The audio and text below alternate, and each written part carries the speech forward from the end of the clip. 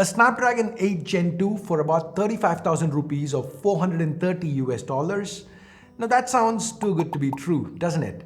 Well, that is exactly what the Nubia Z50 is. It's a Snapdragon 8 Gen 2 phone that's priced very aggressively. Now, does this mean there have been severe compromises in other areas? I was curious to find out, so I bought one for myself. Today, in this video, let's unbox the Nubia Z50 and see what Nubia has managed to offer with this one. My name's Ash, you're watching C4E Tech, and let's get started. Now before we proceed, a quick request: if you're on Telegram, use the link in the description to join the C4E Tech channel so that you can keep track of all my new uploads. So let's first start with the unboxing experience. This is the box the Z50 comes in. It's pretty simple but elegant with a regular few highlights to the back. Let me go ahead and cut through the plastic. Oops, kind of messed that up, but anyways, let me go ahead and peel it off. Guys, I'm really excited to check out what Nubia has done here, because at this price point, I mean, there should be quite a few compromises, right? So let's actually figure out what that is. And beat it up, this is an extra case that they've provided in a separate box, probably a pre-order offer or something. Now this is a hard case with a huge Nubia logo, which I'm sure is gonna put some people off. I like the fact that it is translucent though, so maybe I'll just use it. Anyways, let's get the actual box. And once we open it, instantly we are greeted by the Nubia Z50 itself. The presence of an in-display fingerprint scanner is indicated right there over the screen. And the phone, it looks quite good. So this one is available in 3 SKUs. This is the green. It's got an eco leather finish. So basically we have a faux leather back. The other two, the white and black versions, they are glass. Now there is a weight difference of about 2 grams between the glass and eco leather finishes, which is not too much. I actually do like this faux leather back. It feels quite good in hand, and the color, to me at least, it definitely looks attractive. This phone feels surprisingly compact in hand given the 6.67-inch display, at least my initial impressions. So this phone comes with a screen protector that's pre-applied. Let me remove it and set the Z50 aside for now. Digging deeper into the box, we have this white insert, and in that we have a SIM ejector tool, some regular information booklets, and this is what I meant by that case is extra, a pre-order offer or something, because there is another regular soft TPU case included here with much more subtle Nubia branding. So if you don't like that large Nubia branding, here's an alternative. But me, I don't know. I'm still gonna use the other one because, it's translucent. I think it kinda lets the look shine through a lot better, Nubia branding or not. Digging further, okay, let's now get to this box. And this almost looks like a OnePlus cable, doesn't it? Because of that red, but no, it's actually black at the ends, Type-C to Type-C, pretty nice. And there is nothing else in this box. Yeah, I checked. And now this is the 80-watt fast charger, 80 watts included in the box. Awesome. This gets the Z50 from 0 to 50 in just 15 minutes and a full 100% in about 40.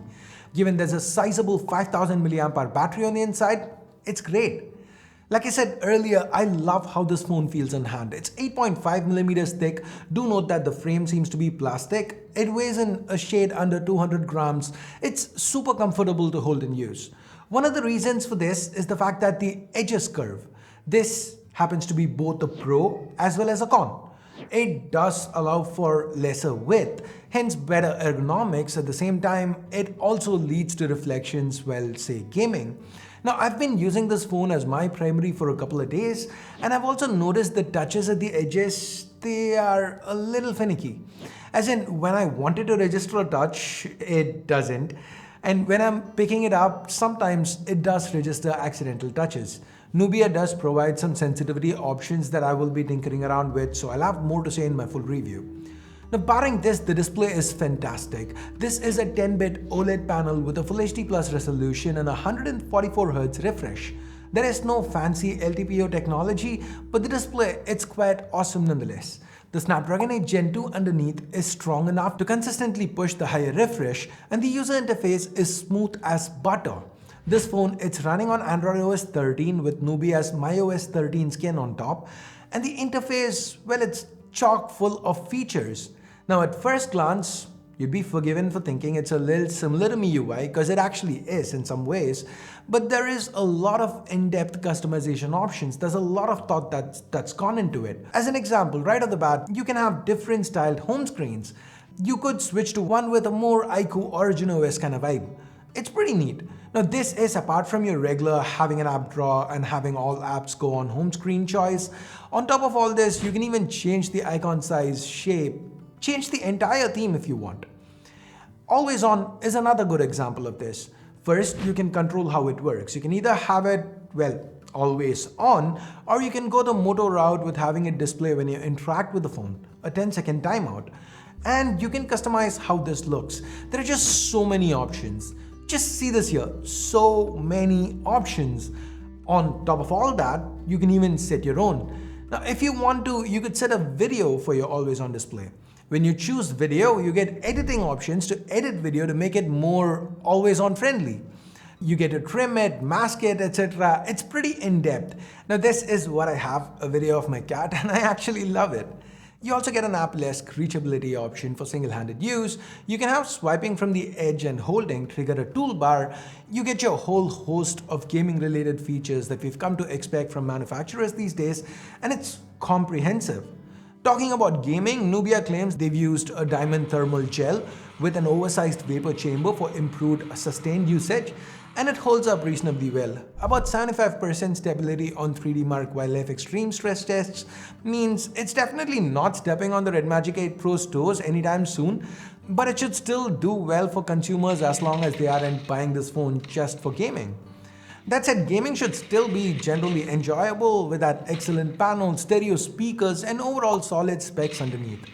Now, one negative with the software is, well, since this is built pretty much for China, there are a few translation errors that make for a harder than usual learning curve.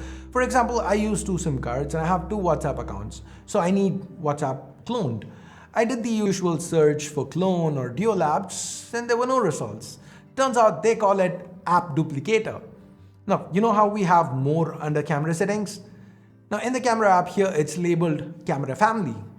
Weird naming apart, there are a host of camera related functions that are actually pretty much everything you've seen on every phone that's been rolled into this super app. Covering all that is beyond the scope of this video. If you guys want to see it, I'd probably do a full video showing you guys what this camera app can do.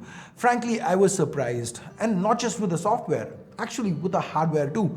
Now guys, when you see a Snapdragon 8 Gen 2 for $430, 35,000 rupees converted, the first thought is, okay, of course, they are compromising probably on the cameras. And that's what I thought. I was so sure of it. I expected the cameras to absolutely suck, and I was fine if they did, because hey, 8 Gen 2.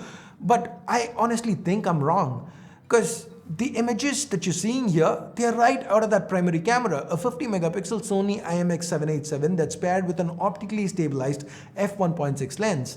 And the results, they are quite impressive, even under low light. Now this camera, it seems to hold its own. I've absolutely enjoyed shooting with it. Now if you're thinking, hey, these images, they don't look a little different than usual, you're not wrong. That's because the lens they've used is pretty unique. Now usually brands use 24 to 28mm equivalent lenses on their primary cameras. Nubia uses 35. So the field of view, what gets fit into the image differs, and the reasoning here is that 35mm should make for better street photography. I for one like it. The ultra-wide is also a 50 megapixel shooter with a respectable 116-degree field of view. It's got autofocus and doubles as a macro shooter. Now here's another thing I really enjoyed. You know how with some phones, when you get close to the subject, the phone automatically switches to the ultra-wide? It does the same here too. But if you don't want that and you still want to shoot with the primary, just tap here and you're done. You can continue shooting with the primary. There are a lot of little nice touches like this all over the interface. Here's another one. Turn this composition assistant on, and yeah, it gives you a point that it thinks would make the shot better, but forget that. The shutter key now becomes a level. Sweet, right? Anyways, we'll see more about the camera interface in either a dedicated video or later, or I'll talk about it in the full review. Now this phone, it's capable of 8K video and the footage seemed pretty good. 4K 60 and even 4K 120 are available, which frankly is interesting. For selfies, you get a 16 megapixel shooter and the hole punch up top, and it seems to do a decent job. Overall, I can't help but be very impressed by what the Nubia Z50 has to offer. This is one of the most interesting 8 Gen 2 phones I've covered, and that's not even because it happens to be the cheapest 8 Gen 2. Anyways, That's pretty much it for this quick little unboxing and initial impressions video. If you have any questions, if you want to see that in-depth camera interface walkthrough, let me know in the comments below. And also, while you're down there, thumbs up, thumbs down based on whatever you felt about this video. Subscribe, turn on notifications, hit that bell icon if you haven't yet. Thanks for your time. Thanks for watching. Until next time, my name's Ash. You've been watching C4E Tech, and I'm signing off for now. You guys have a great day. Bye-bye.